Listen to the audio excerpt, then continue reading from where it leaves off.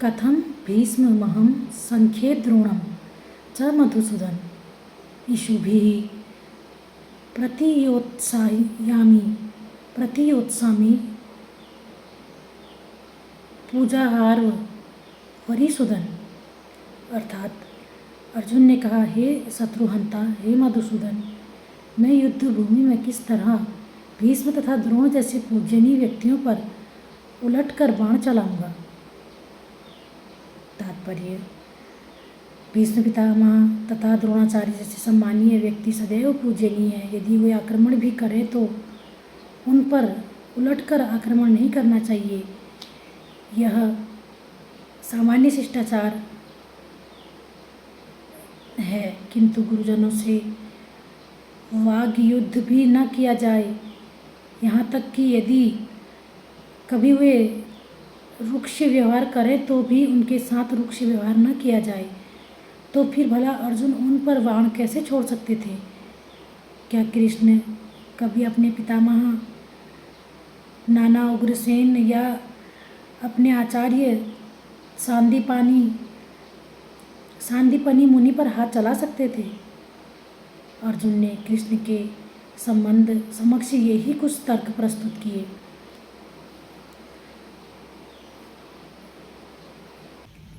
गुरून् हत्वा हि महानुभावान् श्रेयो भोक्तु भैक्ष्यमपीह लोके हत्वार्थकामास्तु गुरूनिहैव भुञ्जीय भोगान् रुधिर प्रतिदान। अर्थात ऐसे महापुरुषों को जो मेरे गुरु हैं, उन्हें मारकर जीने की अपेक्षा इस संसार में भीख मांगकर खाना अच्छा है। भले ही वो सांसारिक लाभ के इच्छुक हों, किंतु हैं तो गुरुजन ही। यदि उनका वध होता है तो हमारे द्वारा भोग्य प्रत्येक वस्तु उनके रक्त से सनी होगी। तात्पर्य, शास्त्रों के अनुसार ऐसा गुरु जो निंद कर्म में रत हो और जो विवेक शून्य हो, त्याज्य है। दुर्योधन से अधिक आर्थिक सहायता लेने के कारण भीष्म तथा द्रोण उसका पक्ष लेने के लिए बाध्य थे। यद्यपि केवल आर्थिक लाभ में ऐसा करना उनके लिए उचित न था। ऐसी दशा में वे आचार्यों का सम्मान खो बैठे थे, किंतु अर्जुन सोचते हैं कि इतने पर भी वे उनके गुरुजन हैं, अतः उनका वध करके भौतिक लाभों का भोग करने का अर्थ होगा रक्त से सने अवशेषों का भोग करना। न चैत त्विदनः कतरन्नो गरियो यद्वा जयेम यदि वा नो जयेयुः यानेव हत्वा न जिजीविषाम शस्तेष्वस्थिताः परमुखे धृतराष्ट्रः। अर्थात हम यह भी नहीं जानते कि हमारे लिए क्या श्रेष्ठ है, उनको जीतना या उनके द्वारा जीते जाना।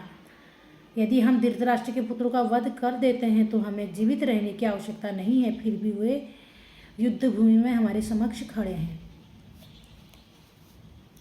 तात्पर्य, अर्जुन की समझ में यह नहीं आ रहा था कि वह क्या करें, युद्ध करें और अनावश्यक रक्तपात का कारण बने। यद्यपि क्षत्रिय होने के नाते युद्ध करना उनका धर्म है, या फिर वह युद्ध से विमुख होकर भीख मांगकर जीवन यापन करें। यदि वह शत्रु को जीतते नहीं तो जीविका का एकमात्र साधन भिक्षा ही रह जाता है। फिर जीत भी तो निश्चित नहीं है, क्योंकि कोई भी पक्ष विजयी हो सकता है। यदि उनकी विजय हो भी जाए, क्योंकि उनका पक्ष न्याय पर है, तो भी यदि धृतराष्ट्र के पुत्र मरते हैं तो उनके बिना रह पाना अत्यंत कठिन हो जाएगा। उस दशा में यह उनकी दूसरे प्रकार की हार होगी। अर्जुन द्वारा व्यक्त इस प्रकार के ये विचार सिद्ध करते हैं कि वह न केवल भगवान का महान भक्त थे, अपितु वह अत्यधिक प्रभुत्व और अपने मन पर इंद्रियों पर पूर्ण नियंत्रण रखने वाले थे। राज परिवार में जन्म लेकर भी भिक्षा द्वारा जीवित रहने की इच्छा उनकी विरक्ति का दूसरा लक्षण है। ये सारे गुण तथा ये सारे गुण तथा अपने आध्यात्मिक गुरु श्री कृष्ण के उपदेशों में उनकी श्रद्धा से ये सब मिलकर सूचित करते हैं कि वह सचमुच पुण्यात्मा थे। इस तरह यह निष्कर्म निकले कि अर्जुन मुक्ति के सर्वथा योग्य थे। जब तक इंद्रियां संयमित न हो ज्ञान के पथ तक उठ पाना कठिन है और बिना ज्ञान तथा भक्ति के मुक्ति नहीं होती। अर्जुन अपने भौतिक गुणों के अतिरिक्त इन समस्त दैवी गुणों में भी दक्ष थे।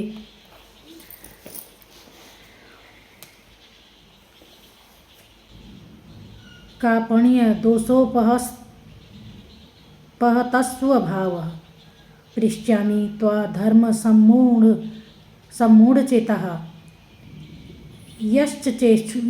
यश्चेयः स्यानिश्चितः ब्रूहि तन्मे शिष्यते सहम साधी माम त्वां प्रपन्नम। अर्थात मैं अपनी कृपण दुर्बलता के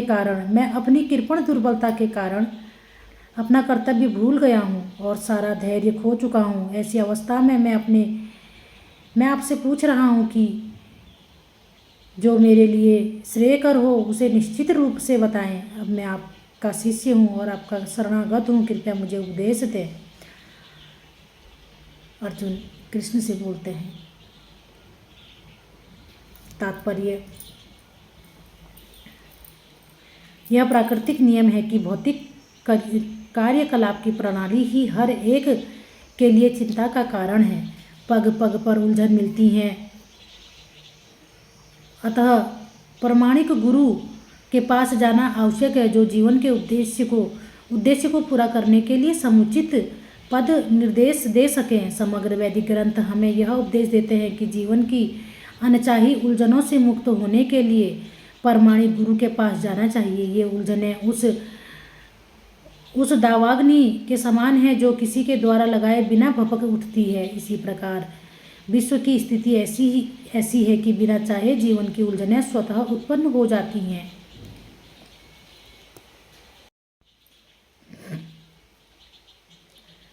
कोई नहीं चाहता कि आग लगे, किंतु फिर भी वह लगती है और हम अत्यधिक व्याकुल हो उठते हैं। अतः वैदिक वाणमयी उपदेश देता है कि जीवन की उलझनों को समझने तथा उनका समाधान करने के लिए हमें परंपरागत गुरु के पास जाना चाहिए। जिस व्यक्ति का प्रामाणिक गुरु होता है वह सब कुछ जानता है। अतः मनुष्य को भौतिक उलझनों में न रहकर गुरु के पास जाना चाहिए। यही उस श्लोक का तात्पर्य है। आखिर भौतिक उलझनों में कौन सा व्यक्ति पड़ता है? वह जो जीवन की समस्याओं को नहीं समझता।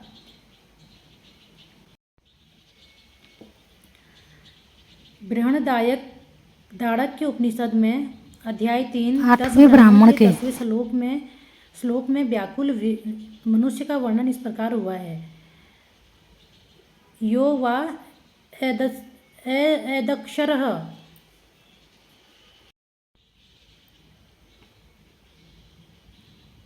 गार्ग्य विदित्वा स्माल्लोकात् प्रैति से कृपणः सकृपणः। अर्थात कृपण वह है जो मानव जीवन के समस्याओं को हल नहीं करता और आत्म साक्षात्कार के विज्ञान को समझे बिना कुकर की भांति इस संसार को त्याग कर चला जाता है। जीव के लिए यह मनुष्य जीवन अत्यंत मूल्यवान निधि है जिसका उपयोग वह अपने जीवन की समस्याओं को हल करने में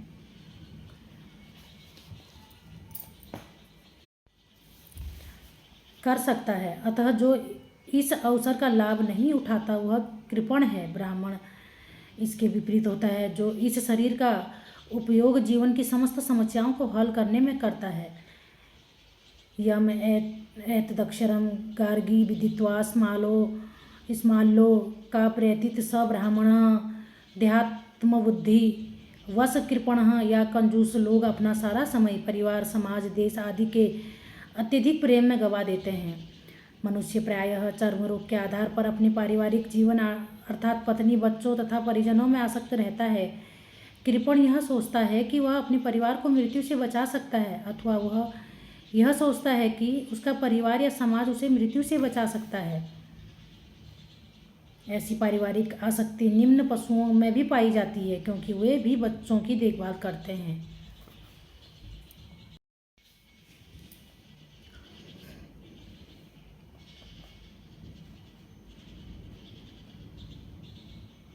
बुद्धिमान होने के कारण अर्जुन समझ गए थे कि पारिवारिक सदस्यों के प्रति उनका अनुराग तथा मृत्यु से उनकी रक्षा करने की उनकी इच्छा ही उनकी उलझनों का कारण है। यद्यपि वह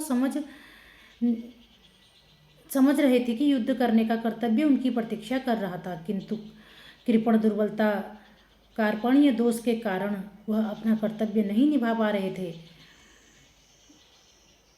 अतः वह परम गुरु भगवान कृष्ण से कोई निश्चित हल निकालने का अनुरोध कर रहे हैं। वह कृष्ण का शिष्यत्व ग्रहण करते हैं और वह मित्रतापूर्ण बातें बंद करना चाहते हैं। गुरु तथा शिष्य की बातें गंभीर होती हैं और अब अर्जुन अपने मान्य गुरु के समक्ष गंभीरतापूर्वक बातें करना चाहते हैं। इसलिए कृष्ण भगवद गीता ज्ञान के आदि गुरु हैं और अर्जुन गीता समझने वाले प्रथम शिष्य हैं। अर्जुन भगवद गीता को किस तरह समझते हैं यह गीता में वर्णित है, तो भी मूर्ख संसारी विद्वान बताते हैं कि किसी को मनुष्य रूप कृष्ण की नहीं बल्कि अजन्मा कृष्ण की शरण ग्रहण करनी चाहिए। कृष्ण के अंतः तथा ब्रह्मा में कोई अंतर नहीं है। इस ज्ञान के बिना जो भगवद गीता को समझने का प्रयास करते हैं वह सबसे बड़े मूर्ख हैं।